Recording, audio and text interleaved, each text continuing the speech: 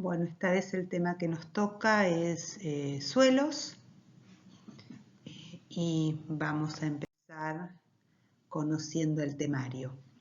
Vamos a trabajar con la definición de suelo, con los factores formadores del mismo, cuáles son las fases y los componentes del suelo. Después nos vamos a centrar en la textura y la estructura. Vamos a hablar del pH. Vamos a definir qué es el perfil de suelo. Después vamos a trabajar con las clasificaciones de los suelos, la clasificación utilitaria y la clasificación taxonómica. Y por último vamos a hablar un poquitito de cartografía.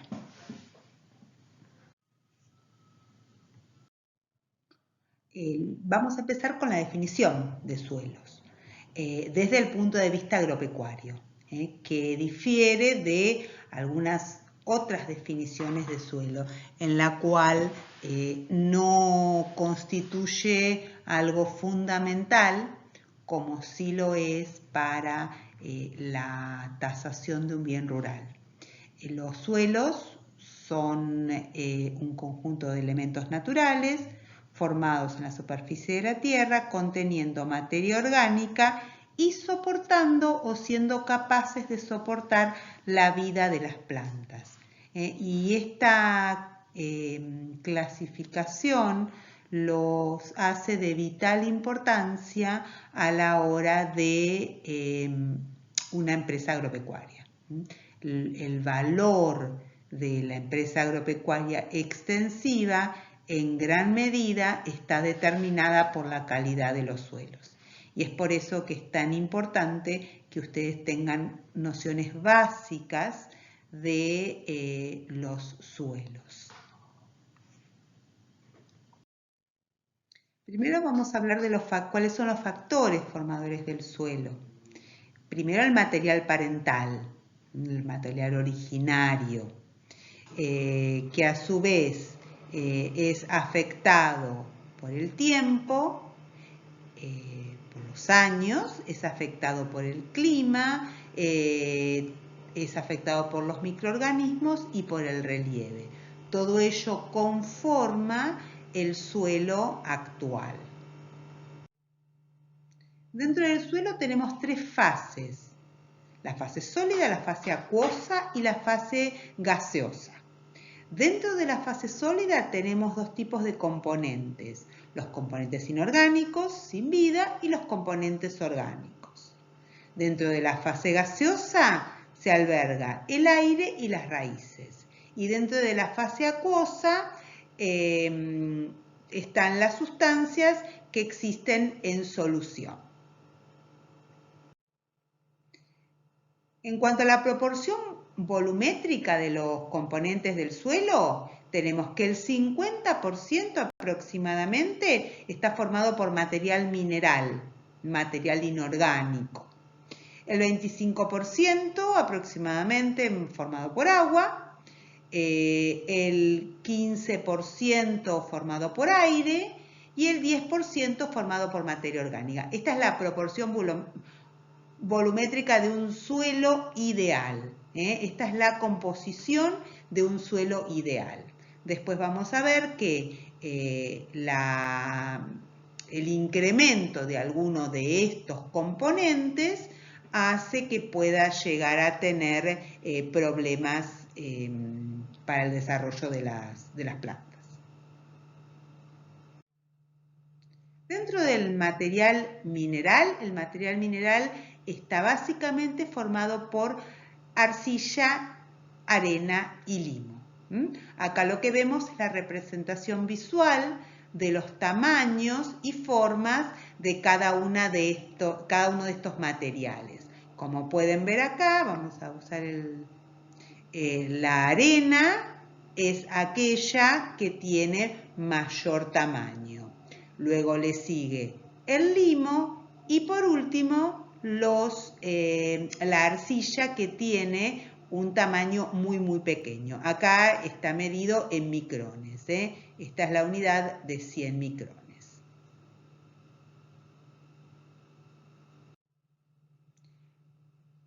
Eso hablando del material inorgánico. respecto de la materia orgánica, ¿qué es la materia orgánica? Y a su vez, ¿qué es el humus dentro de la materia orgánica? La materia orgánica está formada por micro y mesoorganismos que forman parte del suelo. Todo material proveniente de organismos muertos y sus productos de transformación, de descomposición, de resíntesis sobre y en el suelo. Ahora, todo aquel material donde ya no puedo identificar cuál es el material original es lo que nosotros denominamos humus. Es la materia orgánica completamente descompuesta, que es lo que se hace con las lombrices, ¿no? Las lombrices lo que hacen es trabajar y generar el humus. Ahora vamos a ver qué es textura. La textura se refiere al tamaño de las partículas del suelo sin importar su composición química, su color o su peso. Cuantitativamente se define como la proporción relativa o porcentaje en peso de cada una de las tres fracciones minerales que ya habíamos visto: las arenas, los limos y las arcillas. Y es una propiedad fundamental del suelo, ya que determina en alto grado su valor económico, porque es permanente y no es de fácil alteración. O sea, la textura del suelo normalmente viene dada y si bien se pueden realizar algunas enmiendas, algunas algunas soluciones a esto, agregándole arena, agregándole limo. Esto en lo que es una producción intensiva o incluso en los céspedes, en los jardines, se puede hacer. Ahora, cuando estamos trabajando con producciones extensivas, producciones granarias, realmente el valor económico que implica usar alguna enmienda lo hace casi imposible de afrontar.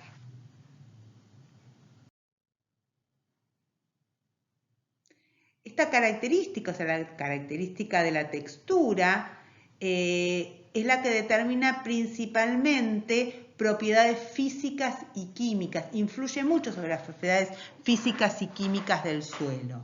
Y también define el espacio sobre el cual ocurrirán las reacciones, como por ejemplo la retención de agua, como por ejemplo la capacidad de intercambio de los nutrientes con respecto a las raíces, el espacio aéreo, la porosidad total, el movimiento y el almacenaje de agua, la consistencia de los suelos, etc. ¿Y por qué? ¿Cuál es la utilidad de esa estructura? Permite una deducción aproximada de las propiedades generales que va a tener el suelo. Y así sí podemos ajustar prácticas de manejo, prácticas de labranza, prácticas de riego o fertilización. Y también se puede utilizar para evaluar y valorar tierras de acuerdo a su capacidad de uso, o clasificar los suelos.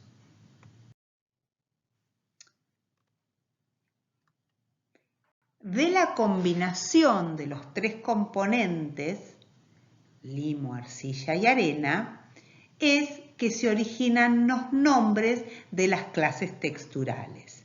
Entonces vamos a tener en los extremos arenoso, limoso, arcilloso y franco. Y combinaciones entre ambos: franco-limoso, arcillo-arenoso, arenoso, franco-arcillo-limoso, etc. El mejor de todos los suelos, ¿sí?, es el suelo franco. El suelo franco es el que contiene una mezcla de arenas, limo y arcilla en tales proporciones que exhiben las propiedades de las tres fracciones de un modo equilibrado. No es que tiene exactamente la misma proporción de cada uno de estos componentes. Justamente contiene menos arcilla que arena y que limo, ya que las propiedades de la arcilla se expresan con mayor fuerza. ¿Qué son las arcillas? Bueno, ¿cuál es la utilidad de las arcillas? Retienen agua y nutrientes. Son un almacén de reserva. Desde el punto de vista físico, dan al suelo las características de plasticidad y pegajosidad y tienen una influencia directa sobre el almacenamiento y el movimiento del agua. Desde el punto de vista químico, están relacionadas con la fertilidad de los suelos, porque son aquellas que conservan o almacenan los nutrientes. La pérdida de nutrientes por lavado con las arcillas es pequeña comparado con las arenas y con el limo, porque las arcillas, este componente mineral, tiene el poder de retener a los nutrientes. La aireación del suelo con un alto contenido de arcilla puede ser deficiente. Vamos a ver entonces ahora el caso de la arena. Son partículas mucho más grandes y por lo tanto exponen una superficie pequeña comparada con la expuesta por un peso igual de partículas de arcilla o limo. Son partículas más grandes, por lo cual dejan mayor porosidad. Su principal función es servir como estructura a la cual está asociada la parte más activa del suelo. Las arenas son componentes menos activos. En general, aumenta el tamaño de los espacios de los poros entre las partículas y facilita el movimiento del aire y el agua del drenaje. Funcionan como partículas separadas. Se divide en grupos de menor tamaño, que se llaman apartados. En general son fragmentos de cuarzo y por eso es que son menos inactivos. Esa fórmula es la fórmula del cuarzo. Los tres grandes grupos de clases texturales son la textura arcillosa, que justamente tiene un gran porcentaje de arcilla, muchísimo más porcentaje que de arena y que de limo. Esta clase de suelos son suelos pesados, ya que son plásticos y con un fuerte poder adhesivo cuando están húmedos y muy, muy duros cuando están secos. Por lo tanto, para las labores, para la labranza, para la siembra, son más difíciles de trabajar. La textura arenosa, por el contrario, son suelos livianos, sueltos, con falta de cohesión, fáciles de trabajar, pero con tendencia a la aridez. Pensemos justamente en una playa, digamos, como para tener una idea. Una playa no es directamente es un suelo árido, no es un suelo, digamos. Pero bueno, pensemos en un suelo con mucho componente de arena. Y otra de la textura intermedia entre ambas y la textura, la mejor textura está dada por la textura franca, que es equilibrada entre los componentes de las distintas fracciones, como dije, con un menor proporción de arcilla y una proporción mayor de limo y de arena. Es una mezcla balanceada, por supuesto, de partículas finas, que son las partículas de arcilla, medias, que son las partículas de limo, y gruesas, que son las partículas de arena, con propiedades intermedias entre las texturas arcillosas y las texturas arenosas.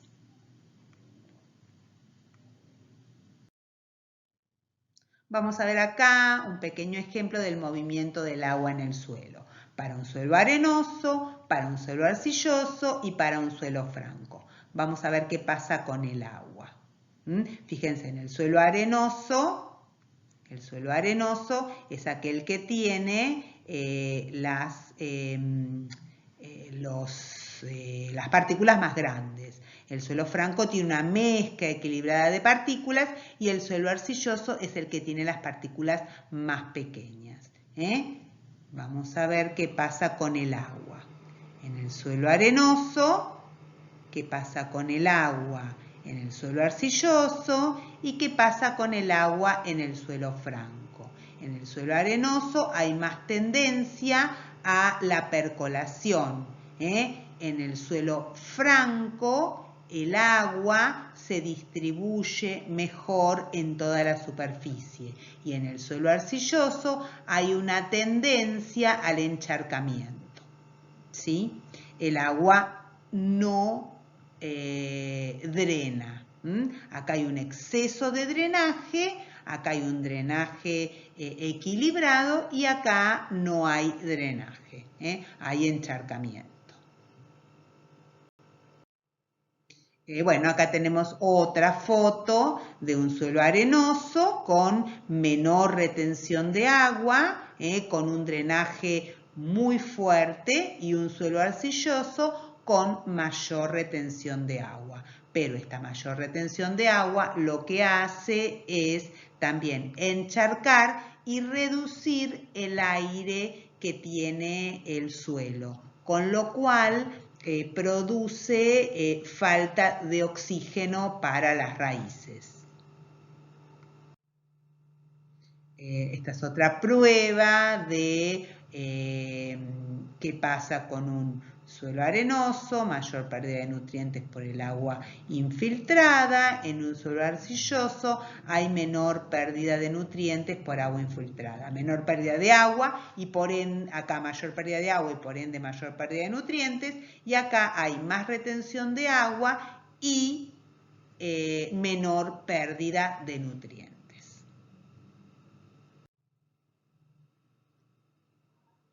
Dentro de las clases texturales, como había dicho, cada nombre corresponde a una clase y especifica que el porcentaje en peso de cada fracción se localiza entre ciertos límites definidos.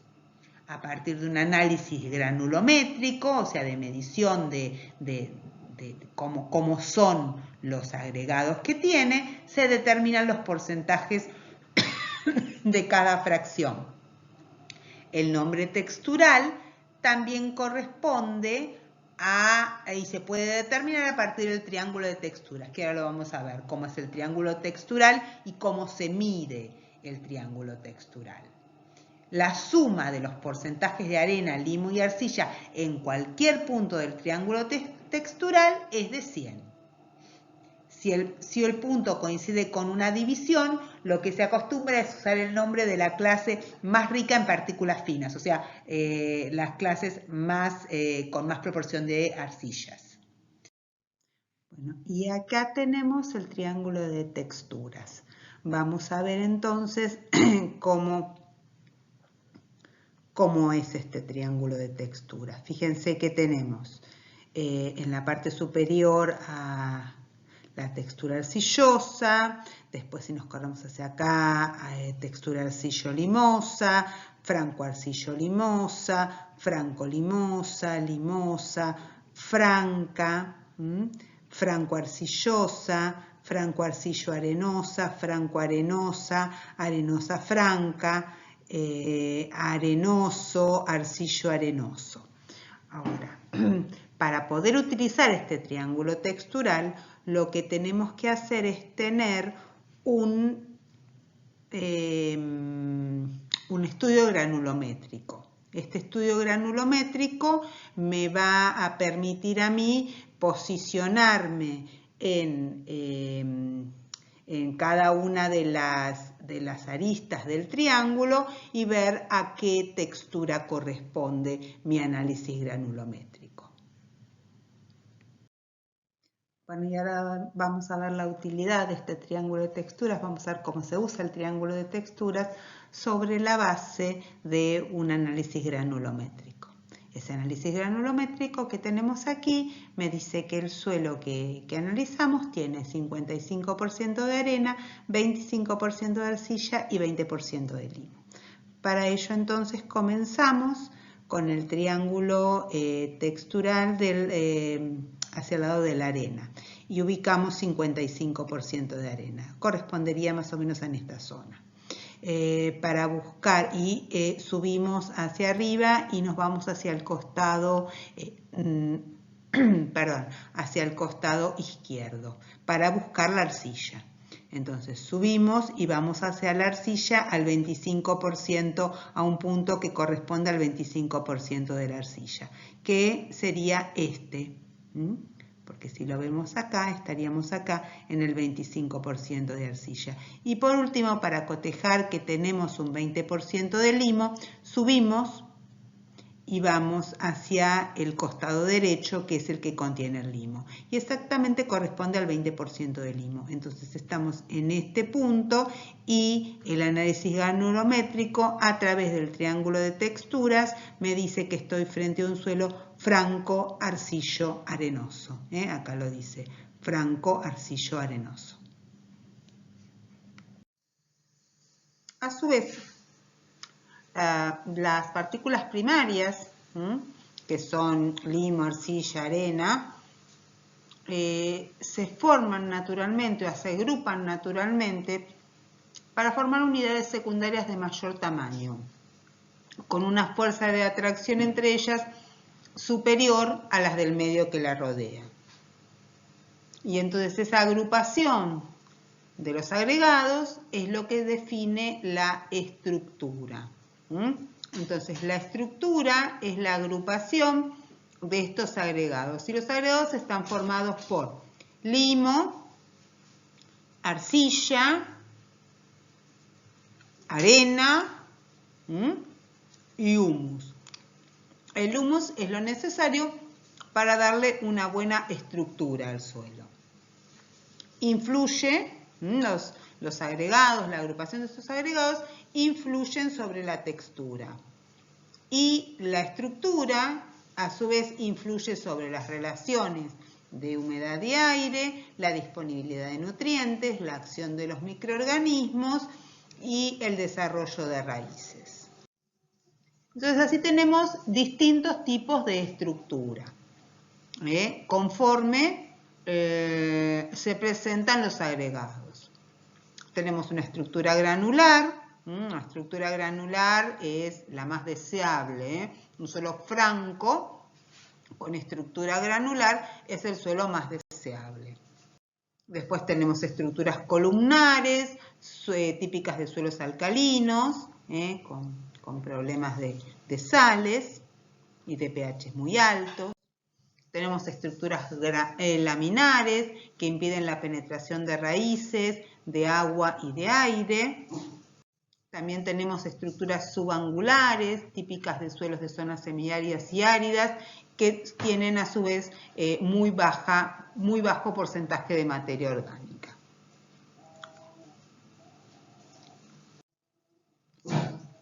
Otra de las características, bueno, ahora vamos a ver las partes del suelo, ¿no? El suelo está formado por un conjunto de capas que se llaman horizontes. ¿Qué son los horizontes? Es una capa o estrato de suelo aproximadamente paralela a la superficie con propiedades especiales que fueron producidas durante la formación del suelo y que lo distinguen de otras de las capas adyacentes, porque el suelo está formado por distintos horizontes. Para estudiar estos horizontes del suelo, se deben hacer unas calicatas. La calicata es una excavación vertical de aproximadamente 2 metros. Después por ahí vamos a ver algunas fotos de calicatas o tal vez algún pequeño videíto de calicatas que hay en YouTube para que ustedes dimensionen o se den cuenta de lo que estoy hablando. Bueno, y acá tenemos entonces el ejemplo de una calicata. Como ven, es un pozo en la tierra. Y aquí tenemos la foto de la calicata más claro y los diferentes estratos o horizontes que la componen. Y esto es una cinta métrica porque es necesario medir la distancia o el tamaño de cada uno de estos horizontes. Entonces acá vamos a hablar del perfil del suelo. El perfil del suelo es la sumatoria de todos los horizontes que están presentes en ese suelo. Y ahí tenemos entonces, los horizontes se llaman en general con letras. El horizonte A, que es el mejor de todos los horizontes. Ay, perdón, voy a usar el punterito láser. El horizonte A, que es el mejor de todos los horizontes. El horizonte B, que ya empieza a tener más limitaciones. El horizonte C, con muchas más limitaciones. Y el horizonte D, o la roca madre. Bueno, ahora otro de los temas es ver la clasificación de los suelos. Y a grandes rasgos existen dos clasificaciones. La clasificación taxonómica, que es más desde el punto de vista agronómico y mucho más complicada de entender para aquel que no está en el tema suelos específicamente. Y también tenemos una clasificación que es la clasificación utilitaria de los suelos. Esta es mucho más sencilla y es la que sugiero que ustedes aprendan y es la que está más difundida en el ambiente de tasaciones.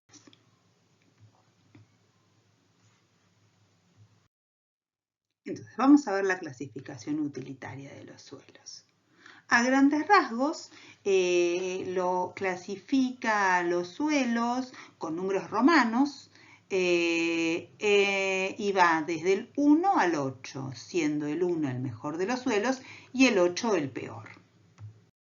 El suelo de clase 1 lo describe como sin limitantes, se puede trabajar sin mayores precauciones, solamente debe cuidarse la degradación física y la fertilidad. Son suelos bien profundos, con perfiles profundos, con horizontes A importantes, bien drenados, fáciles de trabajar, fáciles de labrar, con buena retención de agua y buena fertilidad. Son suelos francos en general, francoarenosos o francolimosos o algún francoarcilloso pero con poca proporción de arcilla.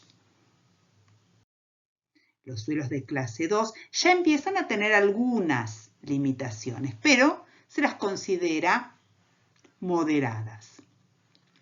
Bueno, dicha limitante puede ser el riesgo de erosión, sí, pero es subsanable con medidas de manejo, como rotaciones o manejo de residuos.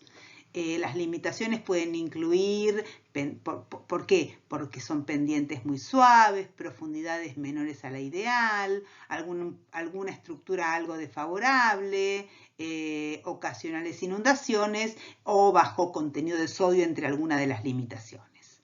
Pero, repito, las limitaciones son moderadas. Clase 1 y clase 2 son suelos netamente agrícolas.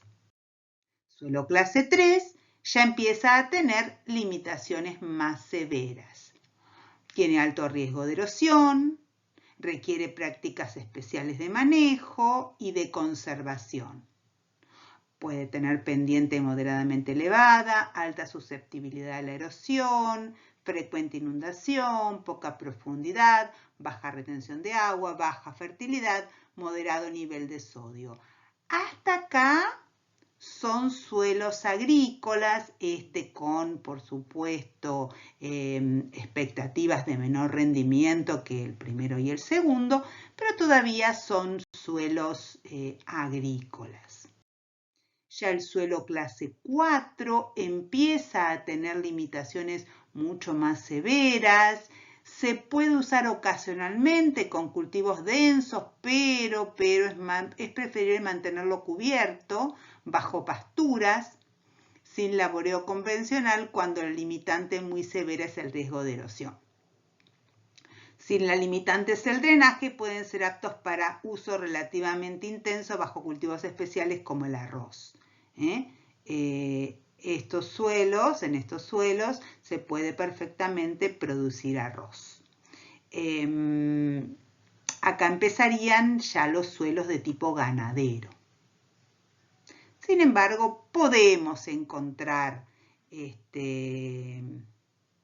siembras en esta clase de suelo. De hecho, podemos encontrar siembras en casi todos los suelos, menos en el 8 y en el 7, digamos, o en el 7 hasta en el 7. Menos en el 8 podemos casi encontrar agricultura. Lo que pasa es que con muchísimas limitaciones y muchísimas probabilidades de no obtener buenos resultados, buenos rindes. El suelo clase 5 es un suelo que tiene mal drenaje o pedregosidad, no tiene riesgo de erosión bajo pasturas o forestación, coinciden generalmente con los bajos, con napas altas y suelen tener riesgos de inundación. Con obras de drenaje, este uso de clase 5 puede cambiar hacia el 4 o incluso a veces hacia el 3. Los suelos de clase 6 son netamente ganaderos, con muy alto riesgo de erosión y de sequías, generalmente con áreas con fuertes pendientes, aptos para pastoreo y para forestación. Los suelos clase 7 tienen muchas más limitaciones, son suelos superficiales, erosionados, en pendientes fuertes o en pantanos. Y probablemente exista presencia de sodio. Suelos con problemas de sodio. Y los suelos de clase 8 son playas, canteras o reservas. Son áreas improductivas para usos agropecuarios. Solamente pueden usarse para recreación. Y ahora vamos a ver algo mucho, para que tengan una noción nada más, de que los suelos se clasifican taxonómicamente. Y dentro de la taxonomía, así como hay taxonomía para la clasificación de los animales y de los vegetales, bueno, también existe una taxonomía para la clasificación de los suelos. El objetivo principal es agrupar los grandes tipos de suelo en función a sus propiedades fundamentales y elaborar cartas de suelos con fines prácticos. Esto sí seguramente lo van a tener que ver si se dedican a tasación de campos, ¿no? Las cartas de suelo. Entonces, ¿cómo es la taxonomía? Orden, hay 12 órdenes, después suborden, gran grupo, subgrupo, familia y serie. Serie es la unidad mínima, como sería la especie en el caso de vegetales y animales. Esto sí, posiblemente ustedes se encuentren con, y lo vamos a ver, distintas series. Bueno, órdenes dominantes de los suelos en la República Argentina. Los molisoles se encuentran toda en esta zona. Después tenemos, bueno, alfisoles, aridisoles, entisoles. Estos son 1, 2, 3, 4, 5, 6, 7, 8. Son las 8 órdenes de suelos dominantes o presentes en la Argentina. tienen que tener idea de algún nombre o sobre todo de los molisoles que son los mejores suelos, pero solamente a fines de conocimiento general. Y bueno, justamente la clasificación taxonómica de los suelos me permite diseñar una cartografía. ¿Qué hace la cartografía? Brinda información geográfica de los suelos en una región determinada. ¿Para qué?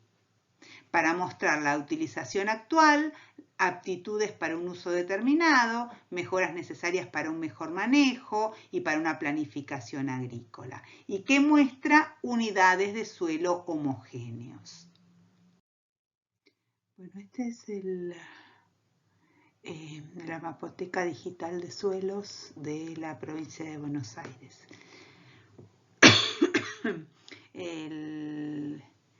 Casi la totalidad de la provincia de Buenos Aires está mapeada con una escala de 1 en 50.000, que es la escala ideal para realizar los estudios por ambientes o los estudios de suelo. Esta mapoteca se encuentra disponible, ustedes tienen el link, se encuentra disponible en la página del INTA. Y por ejemplo, voy a mostrar con el punterito láser, cada una de estas,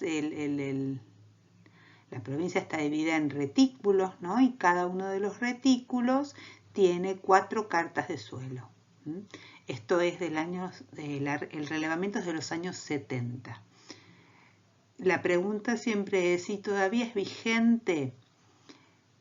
Si no, la realidad es que en lo que se refiere a suelos, los deterioros y las mejoras, todo tiene tiempos o ciclos más largos que en la mayoría de las otras actividades o en otros casos.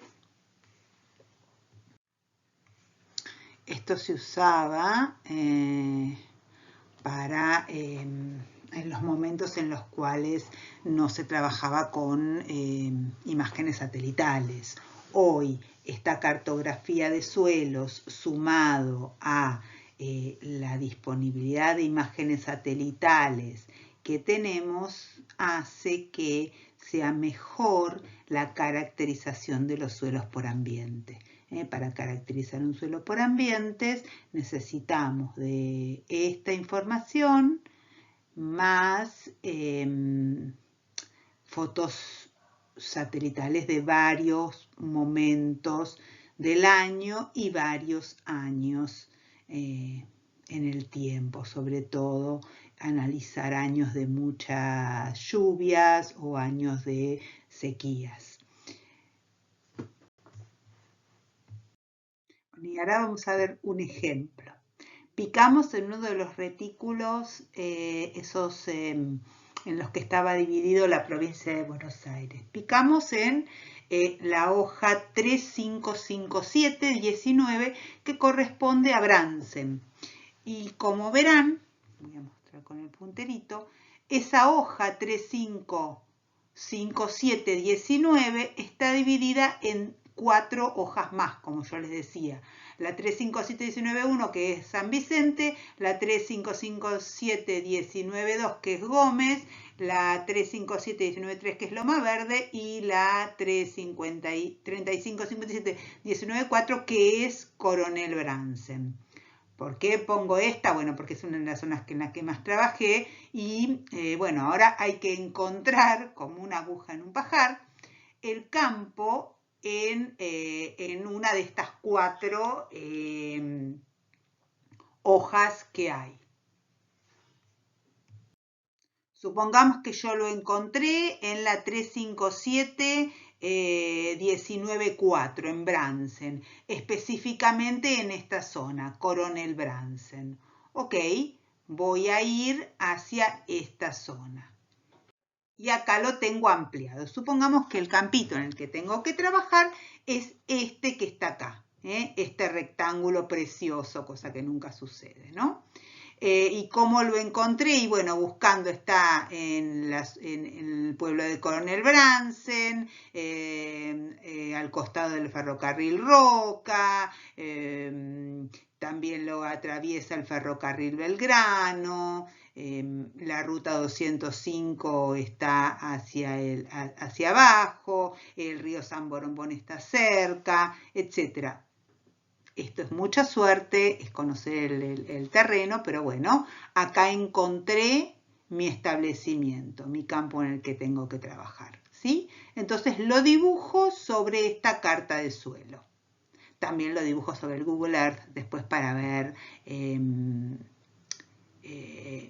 las imágenes satelitales. O trabajo con el QGIS, que es un programa especial para bajar imágenes satelitales y puedo incorporar todo esto.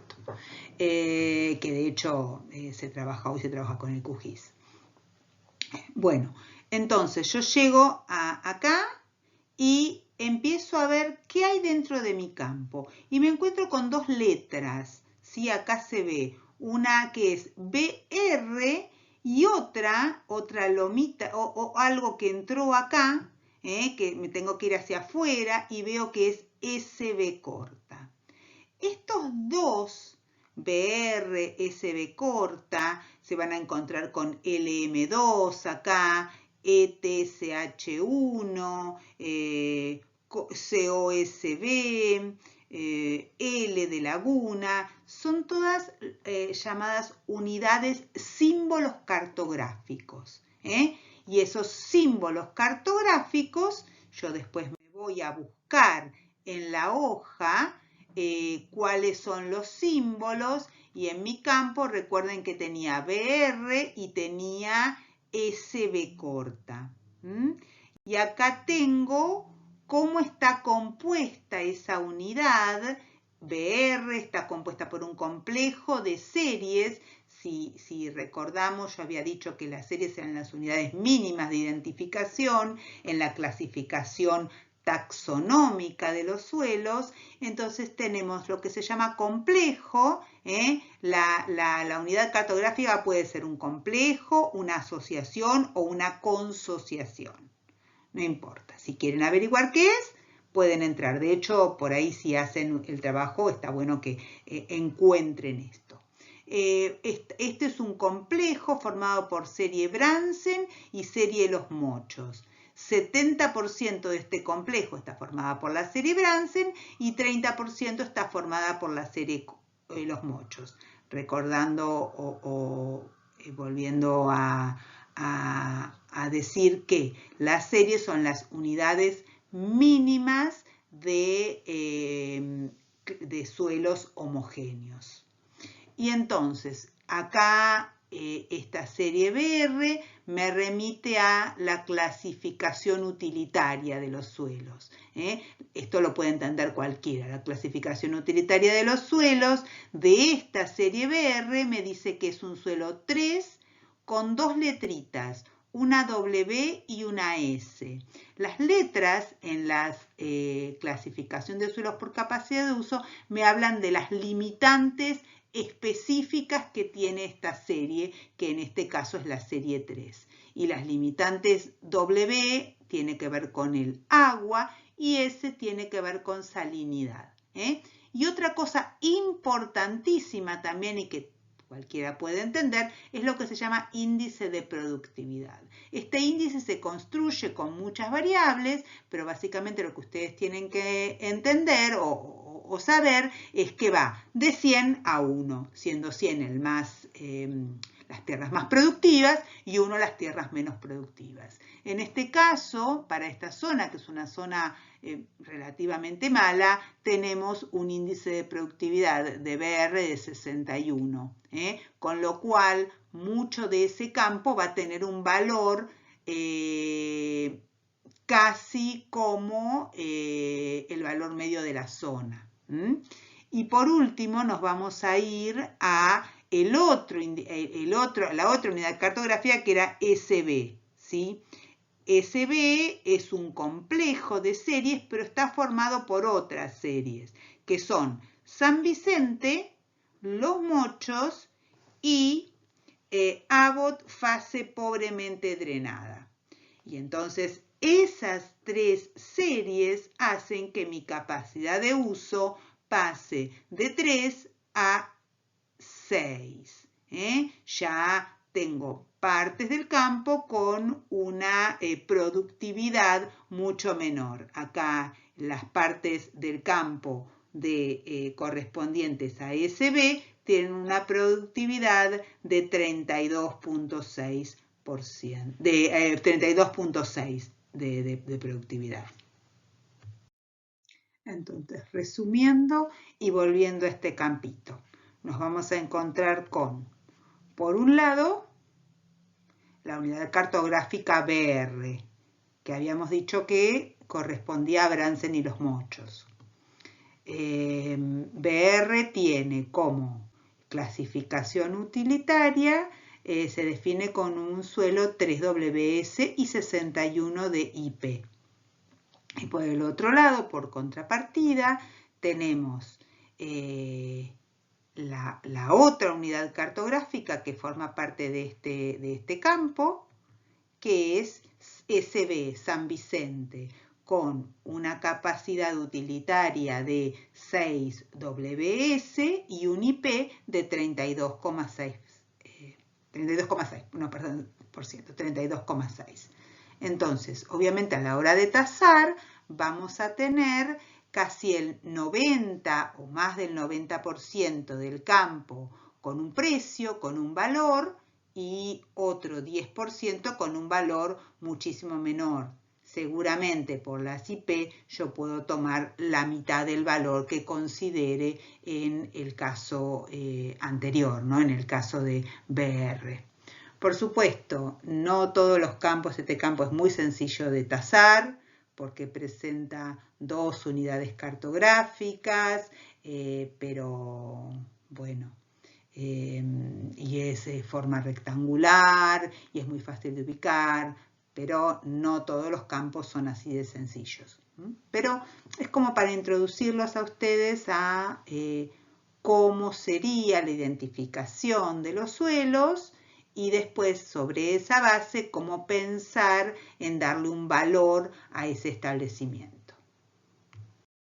Bueno, y acá tenemos dentro de las unidades cartográficas que hemos visto, que eran BR y San Vicente, vamos a ver uno de los suelos representativos de la unidad cartográfica Brandsen, que es justamente la serie Brandsen.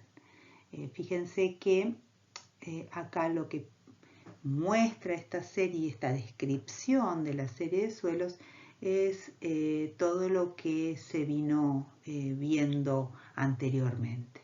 Primero describe el tipo de suelo, cómo es, habla de la clasificación taxonómica, habla del perfil típico, para realizar el perfil típico tuvo que haber hecho una calicata, y habla de los distintos horizontes, AP, A, E, BT y C.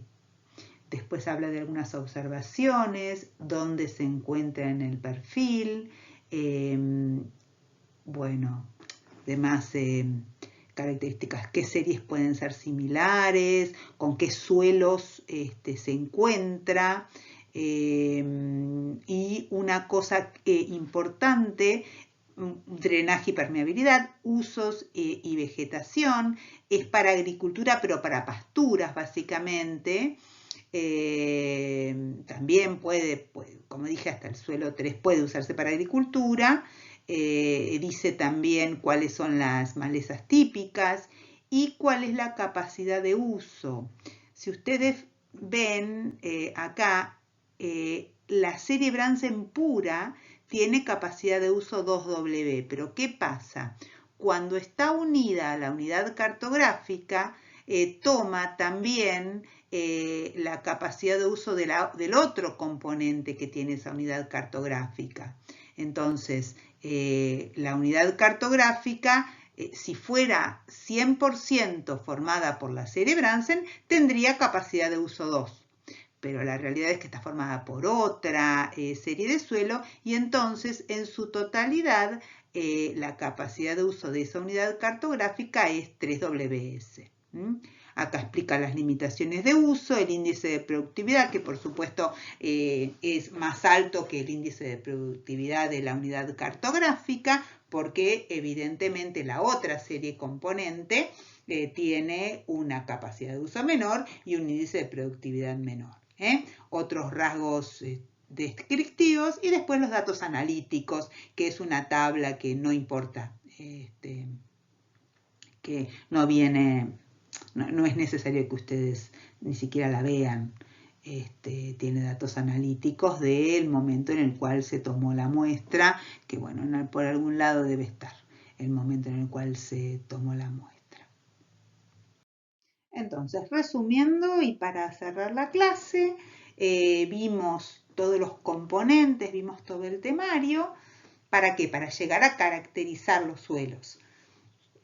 Entonces, ¿qué necesito para caracterizar esos suelos? Bueno, primero, obviamente, caracterización de suelos y del establecimiento, ¿no? Obviamente que lo que necesito es la posición satelital, la taxonomía, o sea, necesito conocer qué unidades cartográficas están presentes en ese predio, y entonces esas unidades cartográficas me van a dar una descripción importante para poder evaluar la tierra en función de cada una de las calidades que puedo encontrar. Como verán, no es que van a encontrar un establecimiento y todo va a tener la misma calidad de suelo. No, de hecho, este que hicimos como ejemplo tenía 2 unidades cartográficas. Lo más común es que nos encontremos con muchas más. También va a depender del lugar donde nos ubiquemos. Hay zonas más homogéneas y hay zonas mucho más heterogéneas. Otra de las características importantes que tenemos que ver es la vegetación natural, cuál es el tipo de relieve, si es ondulado, si es llano, si es cóncavo, en qué posición se encuentra el establecimiento, loma, media loma, bajo, cuál es la pendiente, si es importante y si es susceptible a erosión hídrica o en el caso de también tener problemas de erosión eólica, cómo es el drenaje, cómo es el peligro de inundación y también la presencia de sales o álcalis. Bueno, y así llegamos al final de la clase de suelos. Muchas gracias por su atención y espero ahora el grupo de preguntas.